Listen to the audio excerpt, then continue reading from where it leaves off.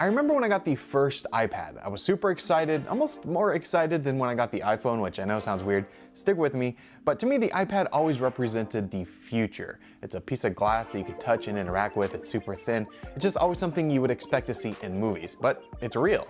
Now, when I got that first iPad, I used it a lot, but that eventually died down. It just wasn't the future that I was expecting. It wasn't quite there yet. Now, I've been using the new 10.5-inch iPad Pro, and I'm really liking it. It's kind of brought back that excitement.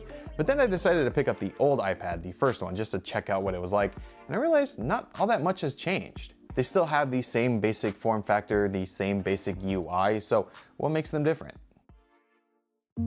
Okay, so the first major difference is the build quality. I remember when I got the first iPad, I thought it was super thin and light, but now in comparison, man, it's crazy what time does. The first iPad was just over half an inch thick, and at the time that was crazy thin. And actually right now it doesn't really feel all that thick either, but when you compare it to the new one, which is in the millimeters, it's a big difference. The first iPad actually has this taper on the back, so it kind of gives you the illusion that it's thinner. But what's funny is that if you put both tablets down on a table, you can actually fit the new iPad underneath the first iPad in that gap that the taper makes. That's just giving you an idea of the difference of the thinness.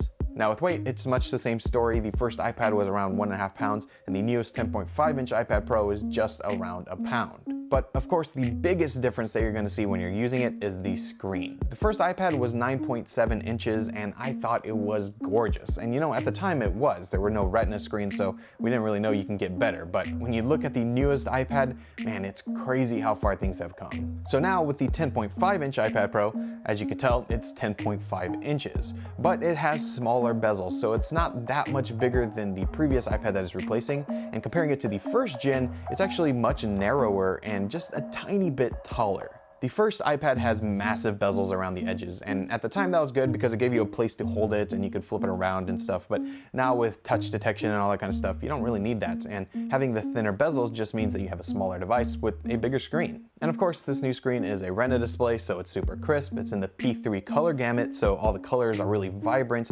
Also, this screen has what Apple calls Pro Motion, so it refreshes up to 120 Hz and it's dynamic, so it can adjust itself depending on what you're doing. It's super smooth and responsive and is very noticeable. And also, some things that you don't really think about but are really noticeable, especially when comparing it to the first one, is the laminated screen and the anti-reflective coating. The laminated screen means that the glass and the screen are basically one. They're fused together. And when you look at the first iPad, you can definitely see that air gap. There's a gap in between the screen and where the glass is, and it's definitely noticeable. Also, when using the first iPad, you can actually see yourself in the screen. Not having that anti-reflective coating is definitely a big deal, and it's something that you just don't really think about. Now, just to finish up the hardware, on the bottom of the first iPad, you have one speaker and you have the 30-pin connector. On the newest one, we have 4 speakers and we have the lightning connector. We still have the lock button, the headphone jack, and the volume controls, but one thing that's on the first iPad that's no longer here is the rotation lock switch, which I really love. I'm super sad that they took that away. Also, of course, now there is Touch ID, where the first iPad is just a regular home button. And you have the dock connector, so you can attach a keyboard or different accessories. Now on the inside, you're also going to notice a big change, and that's with the processor. The first iPad is using the Apple A4, which is actually Apple's first chip that they put into one of their devices. This is a 1 GHz processor, and it only has 256 megabytes of RAM, so it's not a powerhouse, but it actually still performs relatively well on the iOS 5.1.1 software that it's running. It's not fast by any means, but it works, and it doesn't really lag all that much, so it's still pretty impressive that it works this well. Now moving over to the latest iPad, this thing is a powerhouse. It's running Apple's A10X Fusion processor. It has 4 gigabytes of RAM, and it flies. There's no lag, it opens things really quickly, and it's even benchmarking over some MacBooks, which, you know, that's just crazy for an iPad. Also, the first iPad came in 16, 32, and 64 gigabyte variants, while the 10.5 comes in 64, 256, and 512 gigabyte options, so much more storage here as well. And for battery life, it's actually rated the same. You're supposed to get 10 hours on the first iPad iPad and 10 hours on this newest iPad. And that really goes to show just how power efficient these chips are getting, because this one is so much more powerful, but you still get great battery life.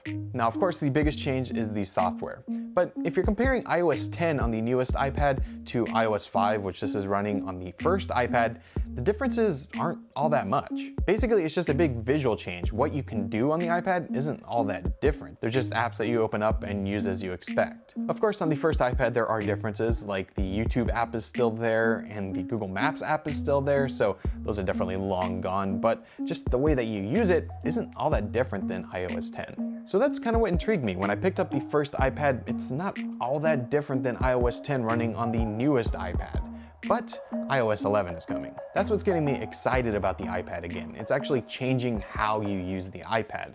I'm not gonna go over every single feature, but I'll leave a link down below in the description to a video over on Mac Rumors, so go check that out. But yeah, with iOS 11, you now have a dock, you have better multitasking, drag and drop, you have the Files app, so basically a file system. Overall, this is replacing, for me, my laptop much more than it did before. But anyways, that is the first iPad and the latest 10.5-inch iPad. Let me know down below in the comments what you think. Do you still use an iPad? And if you don't, is iOS 11 and the latest iPad getting you kind of interested in it again? Let me know down below. I hope you enjoyed, and I want to thank you all so much for watching and for all the support. Again, my name is Matt, and I'll see you in my next video. See ya!